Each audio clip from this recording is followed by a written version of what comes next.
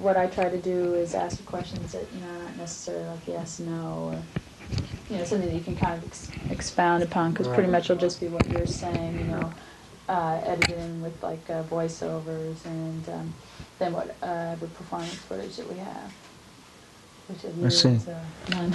We're going to try to get some.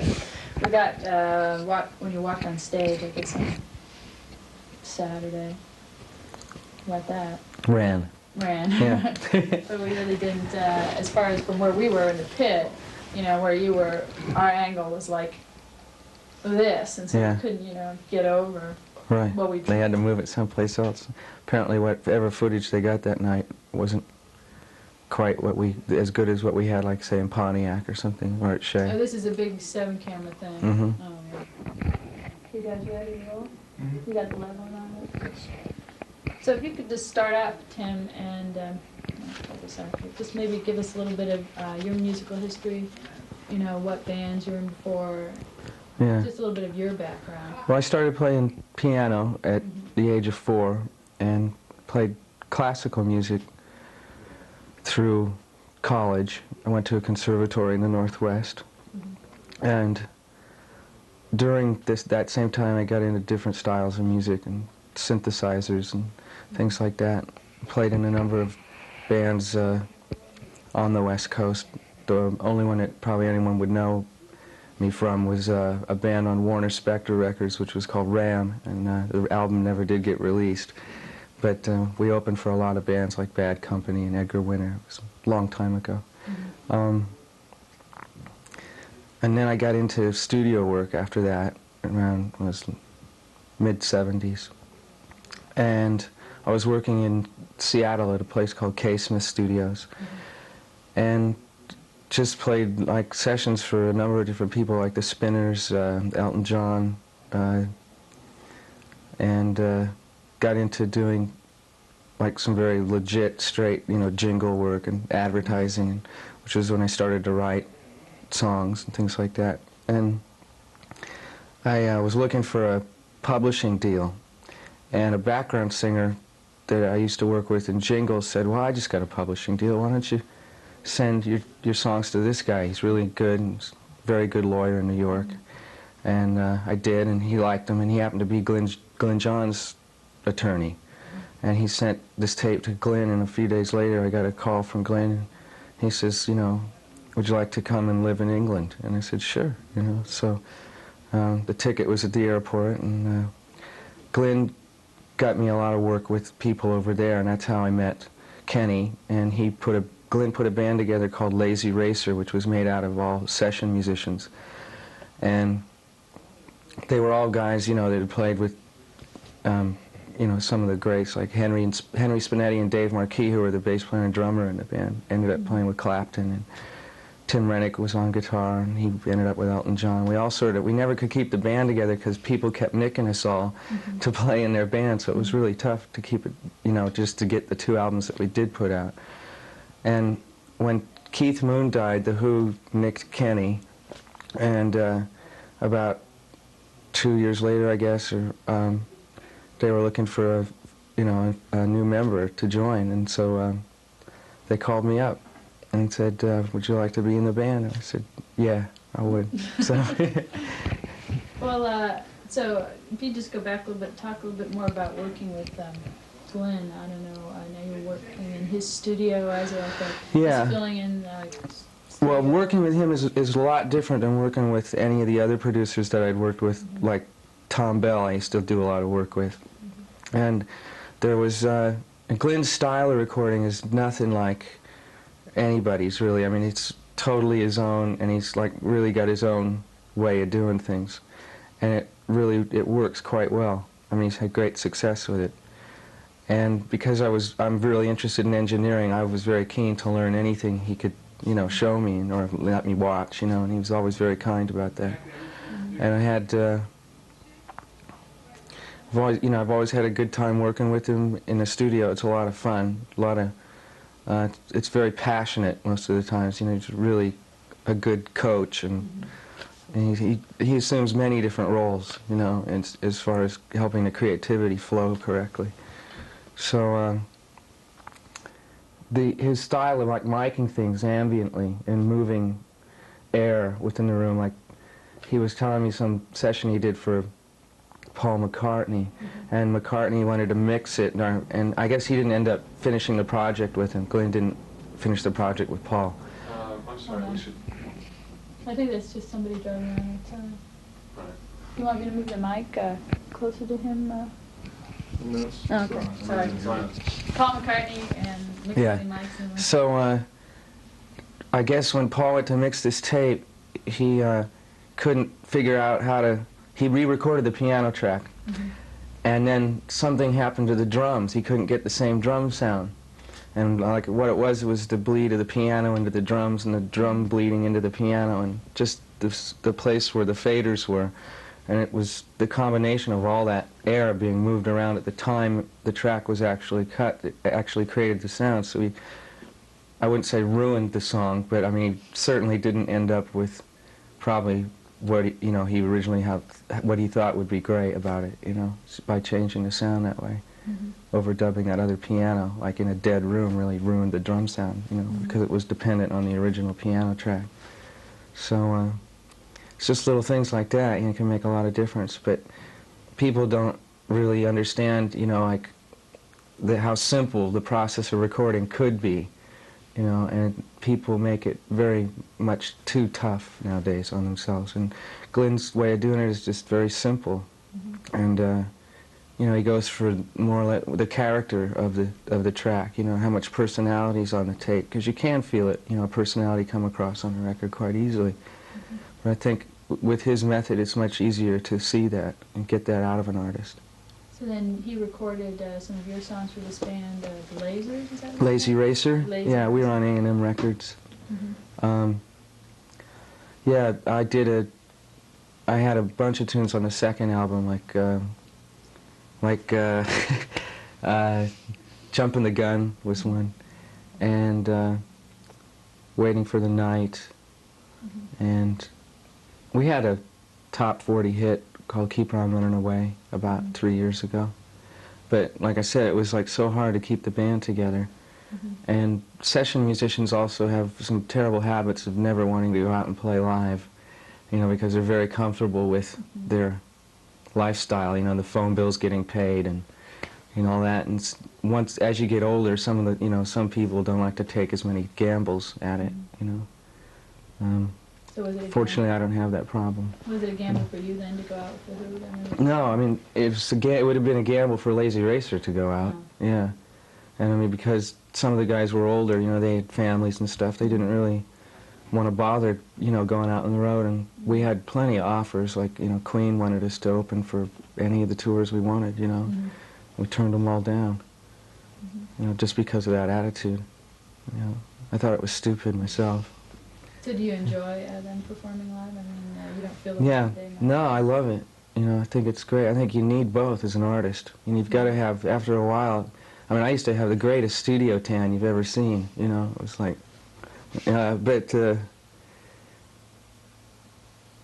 it's, I mean, I think you have to take chances, in anything. It's good, it's healthy, it's good for the human condition. The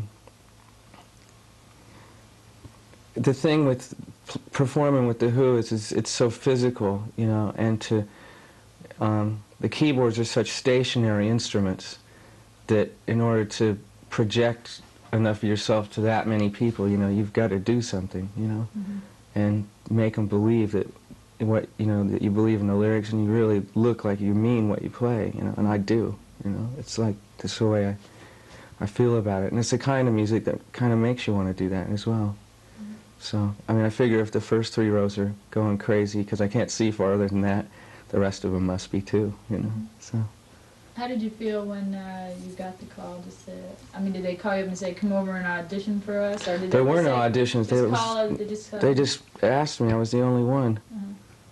No audition. It was like, it's you. Pete, I guess, apparently heard the Lazy Racer records and enjoyed my playing on those. And, always sort of had a fondness for my style. And so, that was it. I was just very honored that they asked me, you know, because there's plenty of great players out there. And, I mean, I've got my favorites, you know, but I'm happy it's me. You know. Did you play on guitar? Did you play on the amp? Yeah.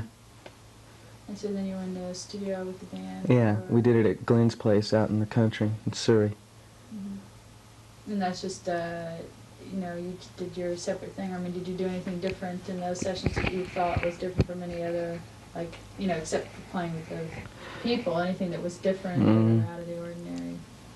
Well, I really enjoyed the tracking, I think, the most, because we did it all, we always played it together in the room, and it's not a really huge studio, so it was quite intimate, and it was like deafening in there, though, you know.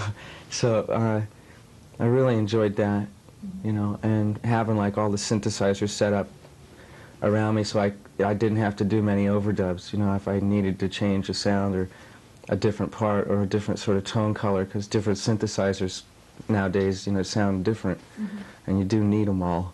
So I just liked sort of switching in the middle of the song. That was exciting, you know. So did you have any input as far as how the songs were recorded? I mean, Yeah, I mean, like, well, a couple of times we'd sit down at the piano, Peter and I, and he'd say, well, maybe you could find a different chord here for me, and, you know, or what do you think, maybe this line is better, or something like that, you know.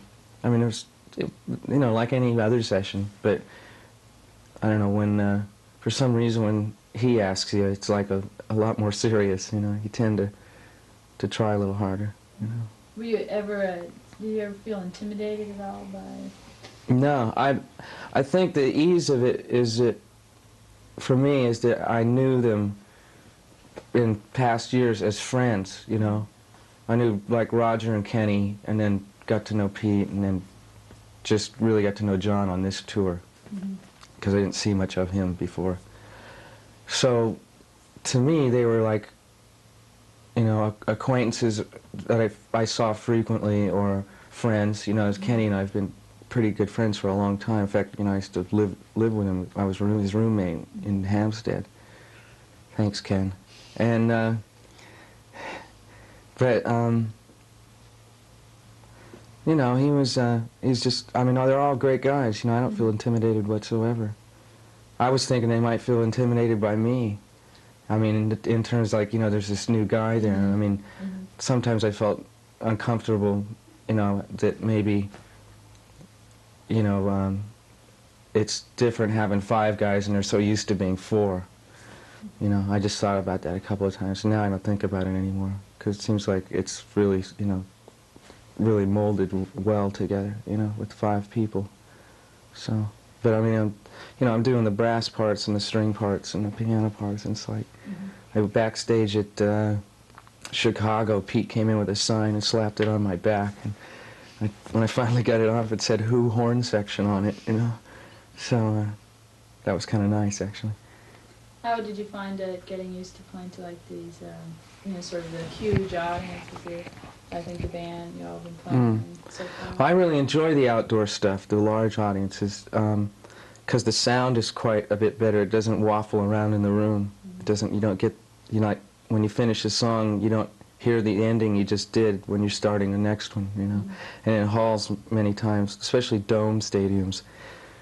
You know, I mean, I've never understood why people always put the stage at an end of it. And, I mean, it should be in the middle, it seems, because it's so spherical. You know what I mean?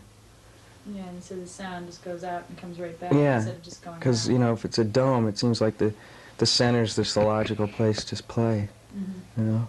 They always put them at the end, so it just goes round and round inside there, you know? What did you feel about Saturday show? I think someone told me you're from the Bay Area. Yeah, I was born and raised in Oakland, California. Yeah, and that your parents were there? Yeah. I mean, Well, my aunts and some cousins, and they brought their cotton with them, you know, for their ears. Oh. And let's see, tonight my mom and dad are coming. They've never seen a rock show before, so it should be kind of interesting. The right thing like my parents. It won't last too long. Yeah, I've got a car waiting for them, you know, so they want an ambulance, I mean. So So was that, I mean, was that a great experience? It must be, you know, playing in your hometown in front of like, Yeah. you still think of it at all, as, you know, as your hometown, or as...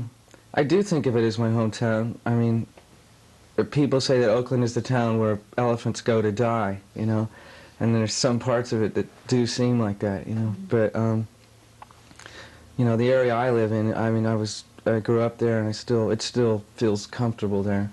Although I've spent so many years in England that, I mean, and because I was young when I went there, you know, and just really moved back to the Bay Area about 2 years ago from there. I find that equally as comfortable. I mean, I could live, you know, I'm very mid-Atlantic about the whole thing, you know, so. You know, I like Britain and I like America, and Oakland is home, you know, because my folks are here, all my friends and stuff like that. But I have a lot of those in England. Friends, not folks. What are you going to do after the tour? I mean, or the band, Stan?